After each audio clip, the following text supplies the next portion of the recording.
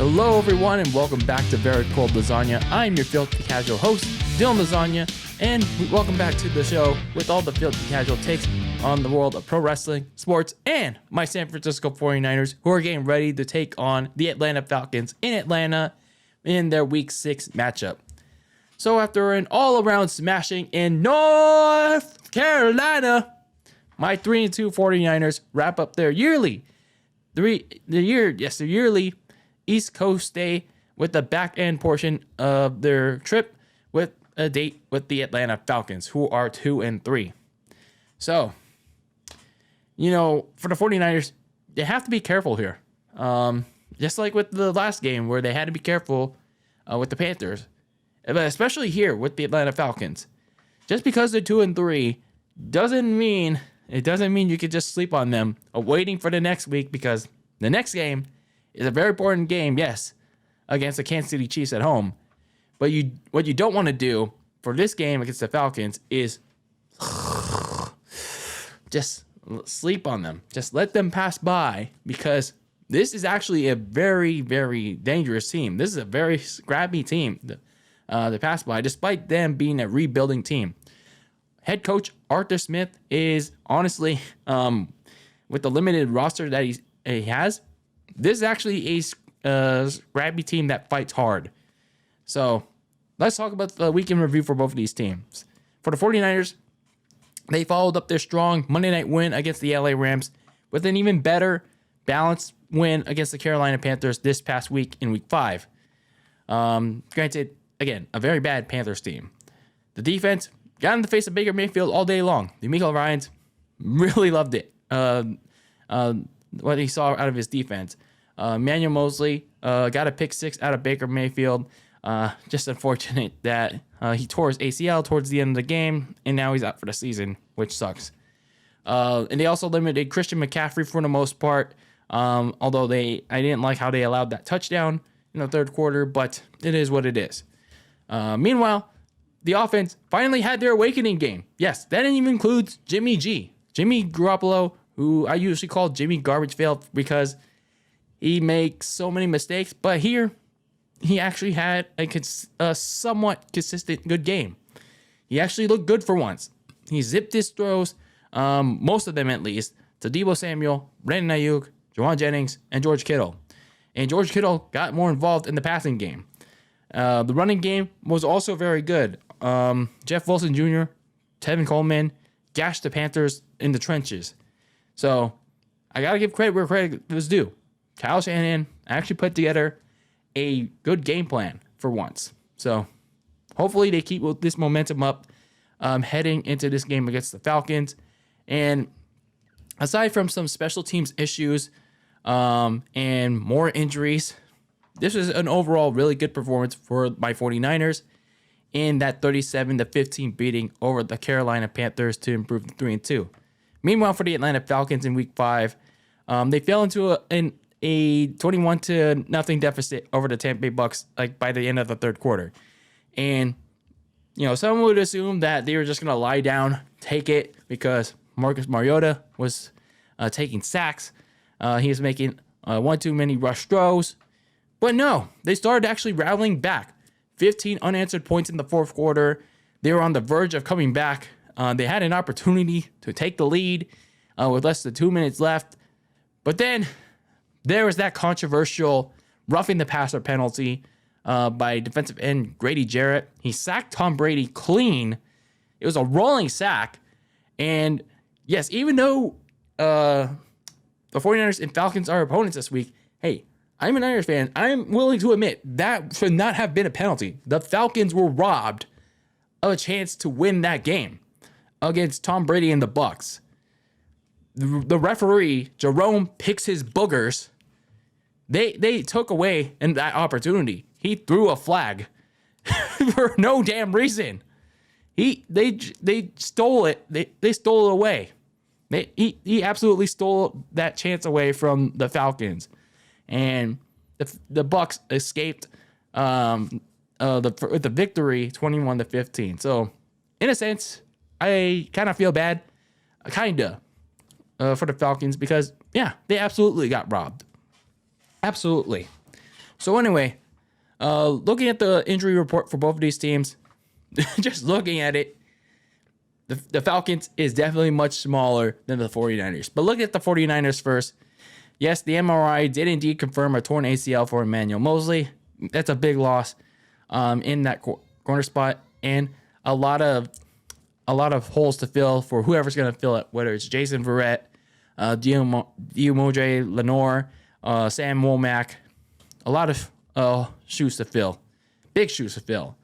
So far, as of right now, I'm recording this on a Thursday evening. I don't know what's stats going to be going to Friday or Saturday, but most of the 49ers starting defensive linemen have not practiced yet. That includes Eric Armstead, who's not even with the team in West Virginia where they're practicing. So he's basically out of this game. Nick Bosa, who's going through groin soreness, tightness.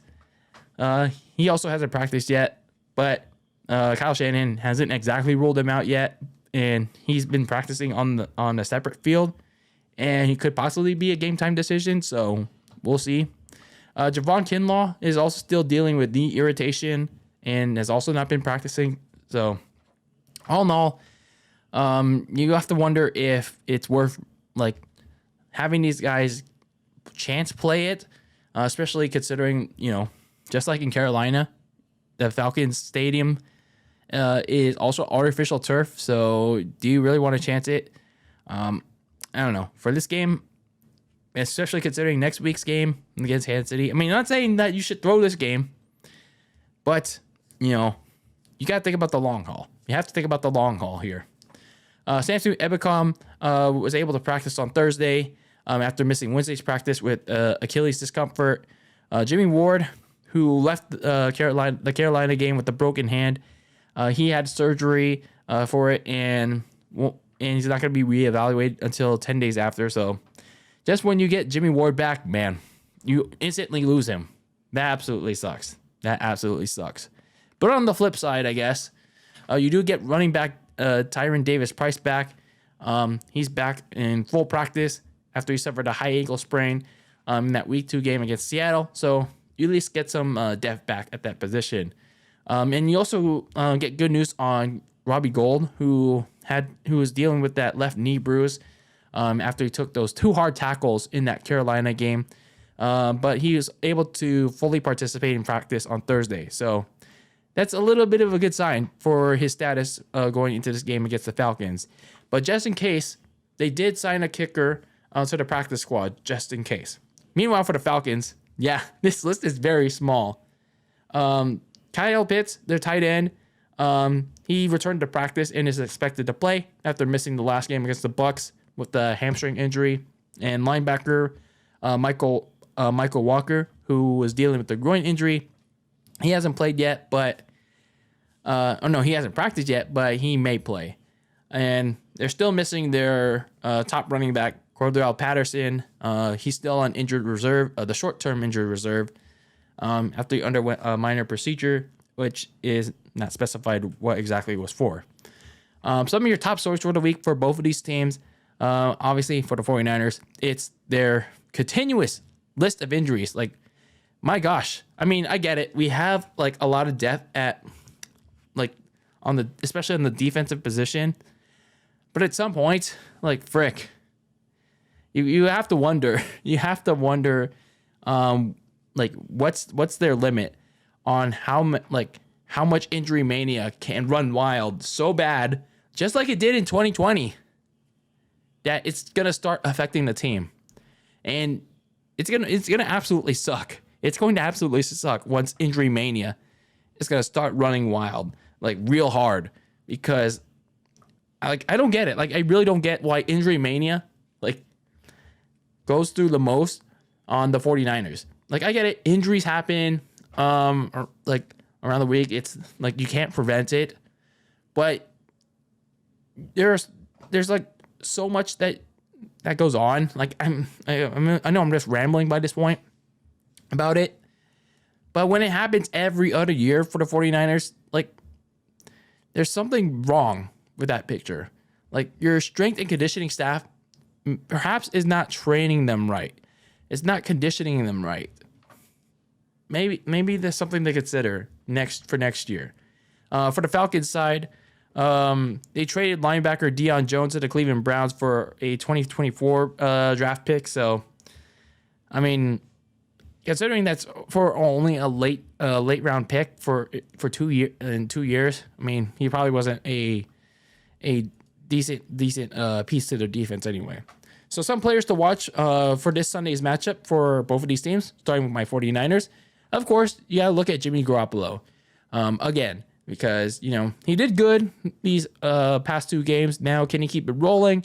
Can he continue to, make good decisions with the football? Can he continue to get these precise throws into his receivers?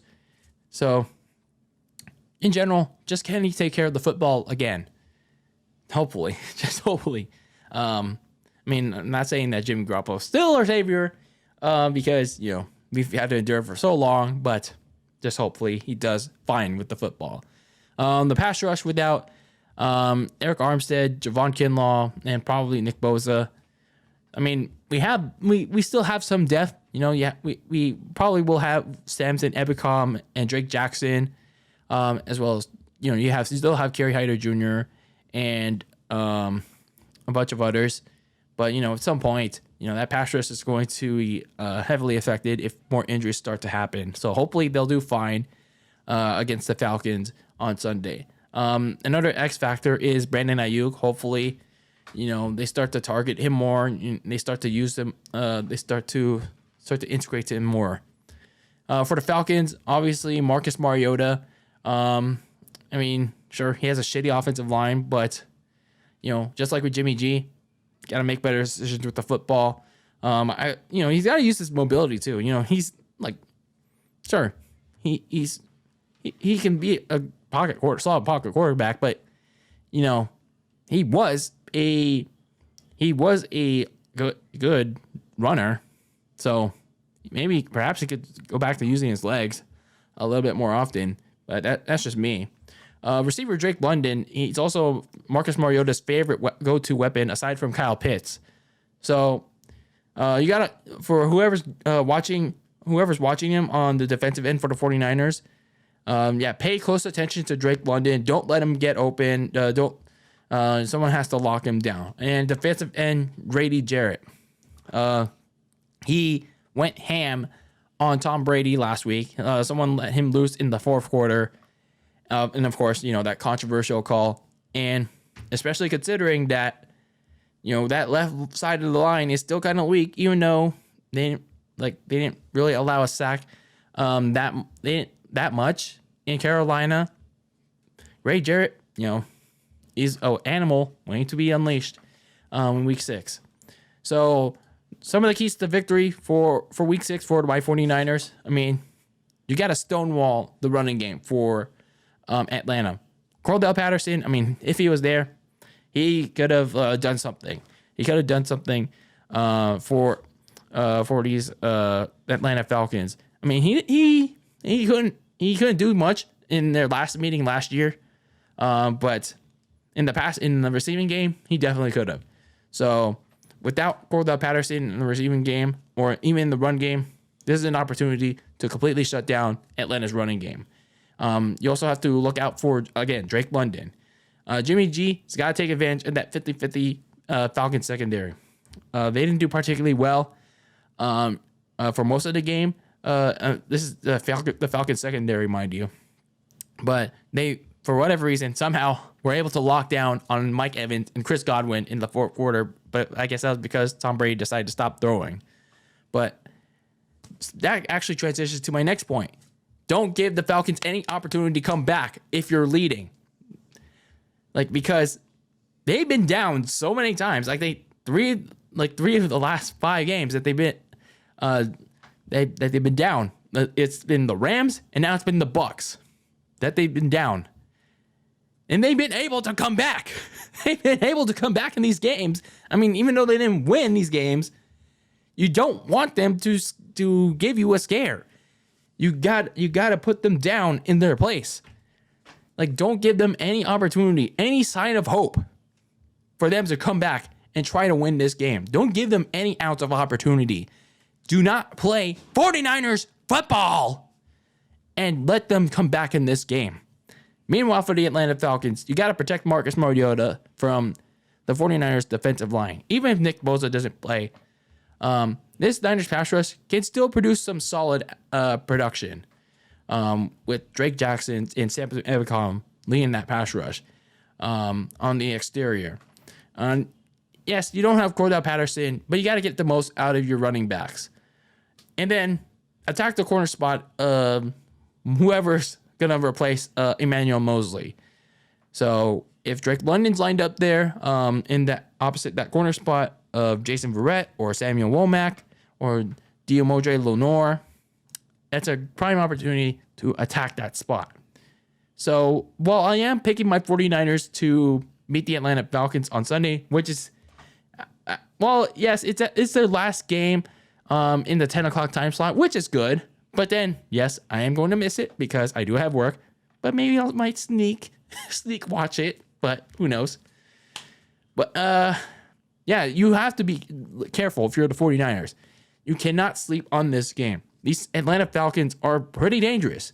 You got to put them in their place. You got to, clip the wings like you did last year. But again, that's last year. But here, clip their wings. Do it often. And don't give them an opportunity to come back in this game. Do not play your signature brand of 49ers football.